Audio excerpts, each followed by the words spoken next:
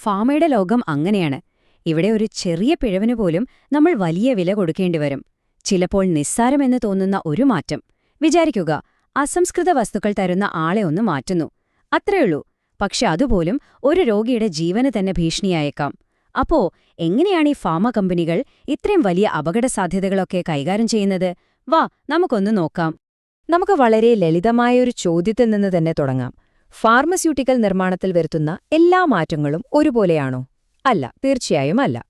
ഒരു cleaning agent മാറ്റുന്നതും ഒരു മരുന്നിന്റെ ഫോർമുല തന്നെ മാറ്റുന്നതും തമ്മിൽ ആനേ മാടും പോലെയുള്ള വ്യത്യാസമുണ്ട്. ആ വ്യത്യാസം എന്താണെന്ന് നമുക്ക് വിശദമായിട്ട് തന്നെ നോക്കാം. ഒരു അസംസ്കൃത വസ്തു കിട്ടാനുള്ള സപ്ലയറെ മാറ്റുന്നത് ഒറ്റ നോട്ടത്തിലൊരു സാധാരണ ബിസിനസ് തീരുമാനം പോലെ തോന്നാം, അല്ലേ?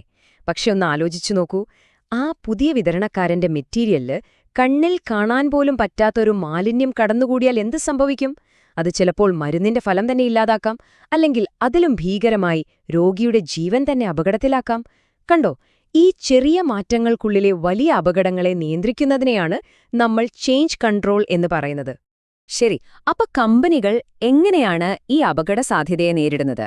അതിന് കൃത്യമായൊരു വഴിയുണ്ട്, ഒരു സിസ്റ്റമാറ്റിക് പ്രോസസ്. അതാണ് റിസ്ക് അസസ്മെന്റ്.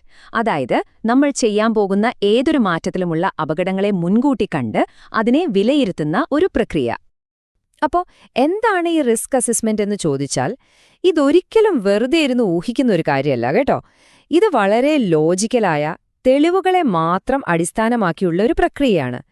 ഇതിലൂടെ നമ്മൾ നിർദ്ദേശിക്കുന്നൊരു മാറ്റം ഉൽപ്പന്നത്തിന്റെ ഗുണനിലവാരത്തെയും രോഗിയുടെ സുരക്ഷയെയും എങ്ങനെ ബാധിക്കാമെന്ന് കൃത്യമായി നമ്മൾ പഠിക്കുന്നു. ഓരോ റിസ്ക് അസസ്മെന്റിന്റെയും കാതലെന്ന് പറയുന്നത് 3 ചോദ്യങ്ങളാണ്. ഈ ചോദ്യങ്ങൾക്കുള്ള ഉത്തരം കിട്ടിയാൽ മതി ആ മാറ്റം എത്രത്തോളം അപകടം പിടിച്ചതാണെന്ന് നമുക്ക് മനസ്സിലാക്കാം. ഒന്നാമത്തെ ചോദ്യം ഇതാണ്: ഈ മാറ്റം കൊണ്ട് എന്തൊക്കെ തെറ്റുകൾ സംഭവിക്കാൻ സാധ്യതയുണ്ട്? ഇവിടെ നമ്മൾ സാധ്യമായ എല്ലാ പ്രശ്നങ്ങളെയും പറ്റി ചിന്തിക്കും. പ്രോസസ്സിൽ എന്തെങ്കിലും വ്യത്യാസം വരുമോ? അല്ലെങ്കിൽ ഒരു മരുന്ന് മറ്റൊന്നിൽ കലരാൻ സാധ്യതയുണ്ടോ? അങ്ങനെയെല്ലാം. രണ്ടാമത്തെ ചോദ്യം: ഇനി അഥവാ എന്തെങ്കിലും ഒരു പിഴവ് സംഭവിച്ചാൽ അതിന്റെ ആഘാതം അല്ലെങ്കിൽ ഇംപാക്റ്റ് എത്രത്തോളം വലുതായിരിക്കും? അത് രോഗിയുടെ ആരോഗ്യത്തെ ഗുരുതരമായി ബാധിക്കുന്ന ഒന്നാണോ? അതോ വിപണിയിൽ നിന്ന് ആ മരുന്ന് മുഴുവൻ പിൻവലിക്കേണ്ടി വരുമോ? അതോ ഒരു ചെറിയ പ്രശ്നം മാത്രമായി ഒതുങ്ങുമോ? മൂന്നാമത്തെ അവസാനത്തെ ചോദ്യം: ഈ പിഴവ് സംഭവിക്കാനുള്ള സാധ്യത അല്ലെങ്കിൽ ചാൻസ് എത്രത്തോളമുണ്ട്? ഇത് വളരെ അപൂർവമായി മാത്രം സംഭവിക്കുന്ന ഒന്നാണോ?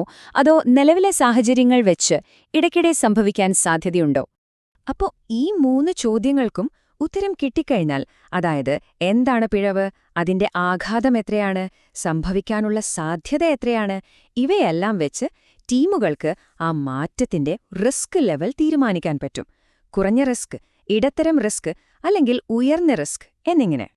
ഈ 3 ചോദ്യങ്ങൾക്കും കൃത്യമായി ഉത്തരം കണ്ടെത്തണമെങ്കിൽ കുറച്ചുകൂടി ആഴത്തിൽ പരിശോധിക്കണമല്ലേ? അതിന് വിദഗ്ധർ ഒരു ചെക്ക്ലിസ്റ്റ് തന്നെ ഉപയോഗിക്കും. ഒരു മാറ്റം വരുത്തുമ്പോൾ എന്തൊക്കെ കാര്യങ്ങളാണ് അവർ സൂക്ഷ്മമായി പരിശോധിക്കുന്നതെന്ന് നമുക്ക് നോക്കാം. ഒരു മാറ്റം വരുത്തുമ്പോൾ ഒരുപാട് കാര്യങ്ങൾ പരിഗണിക്കാനുണ്ട്. ഉദാഹരണത്തിന്, അത് നിലവിലുള്ള ഒരു വാലിഡേറ്റഡ് പ്രോസസ്സിനെ ബാധിക്കുമോ? എന്താണിത്? അതായത് ഒരു മരുന്ന് സ്ഥിരമായി ഒരേ ക്വാളിറ്റിയിൽ ഉണ്ടാക്കാൻ സഹായിക്കുന്ന ശാസ്ത്രീയമായി തെളിയിക്കപ്പെട്ട ഒരു പ്രക്രിയ. ഈ മാറ്റം അതിനെ താളം തെറ്റിക്കുമോ? അതുപോലെ ഈ മാറ്റം കാരണം ജീവനക്കാർക്ക് പുതിയ ട്രെയിനിംഗ് കൊടുക്കേണ്ടി വരുമോ? ഇങ്ങനെ ഒരുപാട് ചോദ്യങ്ങൾ അവർ ചോദിക്കും. ശരി, ഇത് കുറച്ചുകൂടി വ്യക്തമാക്കാൻ നമുക്കൊരു സിമ്പിൾ ഉദാഹരണമെടുക്കാം. ഒരു ഫാർമ കമ്പനി അവരുടെ ഫാക്ടറിയിൽ ഉപയോഗിക്കുന്ന ഒരു സാധാരണ ക്ലീനിംഗ് ഏജന്റ് മാറ്റാൻ തീരുമാനിക്കുകയാണെന്ന് കരുതുക. ഇവിടെയാണ് ശരിക്കും രസം. ഒരേ മാറ്റം തന്നെ സാഹചര്യം മാറുമ്പോൾ എങ്ങനെ വലിയ റിസ്ക്കായി മാറുന്നു എന്ന് നോക്കിക്കേ. ഒരു ക്ലീനിംഗ് ഏജന്റ് മാറ്റുന്നു, അല്ലേ? സാധാരണഗതിയിൽ ഇത് ചെറിയ റിസ്ക്കുള്ളൊരു കാര്യമാണ്.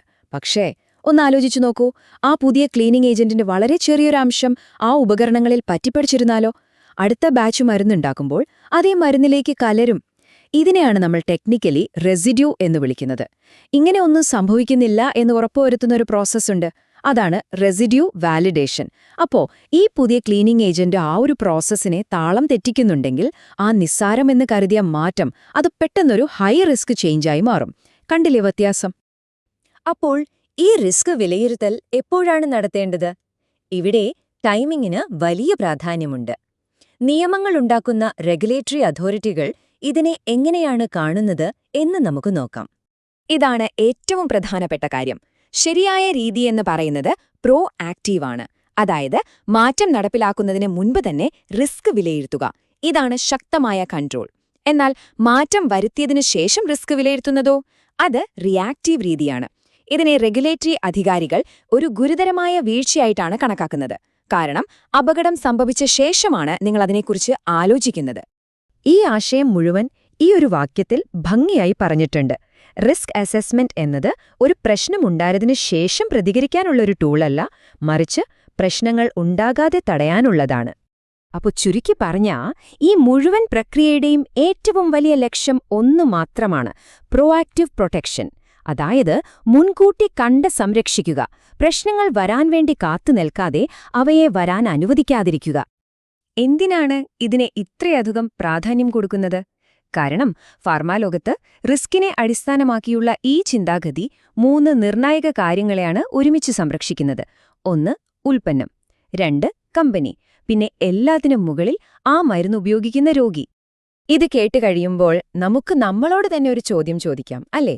നിങ്ങളുടെ ലോകത്ത്, അത് നിങ്ങളുടെ ജോലിസ്ഥലത്താകാം, വ്യക്തിജീവിതത്തിലാകാം, നിസ്സാരമെന്ന് നിങ്ങൾ കരുതുന്ന ഏത് ചെറിയ മാറ്റത്തിനാണ് നിങ്ങൾ പോലും അറിയാതെ വലിയ പ്രത്യാഘാതങ്ങൾ ഉണ്ടാക്കാൻ സാധിക്കുക? ഒന്ന് ആലോചിച്ചു നോക്കുന്നത് നന്നായിരിക്കും.